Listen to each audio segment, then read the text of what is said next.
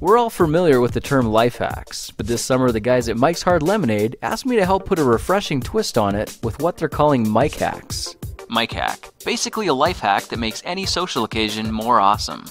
I tried hot gluing some glass bottles together and found that, yes, they really can work as a pan flute. It's a pretty awesome idea, but can be pretty messy and take up a lot of space. So let's try making another kind of party favor that's just as awesome, but a little easier to manage.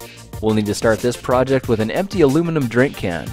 Now if we use something like a pair of scissors to make some strategic cuts, we can harvest a lightweight sheet of aluminum metal. Now before you throw the scraps away, make sure you save a tab or two because we'll need those for measurements in just a minute. Alright, let's cut a long narrow strip from the sheet metal, making sure the edges are as straight as possible, then cut a smaller, stubbier piece as well. You can see the long strip is the width of a single can tab, while the smaller piece is as wide and as tall as two pieces laid side by side.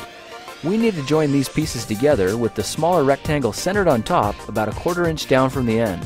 The two sides wrap around the back holding it in place, and now you can snip the top corners off if you feel like it, and finish up by folding the tab over to lock everything together.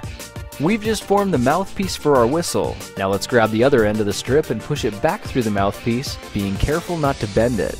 You'll see what we're going to do with this in just a minute. Alright, it's time to get busy with our bottle caps.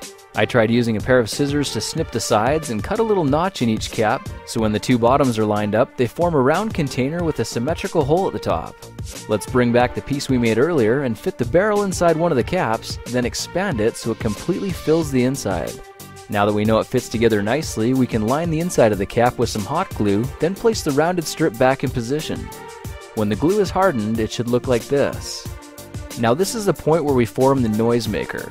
Carefully cut the strip so it lines up with the top of the notch, then pull the scrap part out of the mouthpiece. There's only one thing left to do, and that's to add hot glue to the other cap and press the two pieces firmly together, making sure the notches line up symmetrically. Now for one last embellishment, I tried cutting one of the tabs in half and hot gluing it to the back, so now we have the option of adding a lanyard. That'll just make it fully accessible anytime we want it. The whistle works by directing air through the mouthpiece and splitting it over the sharp edge of the metal. Not only does it look good, but it actually sounds good too.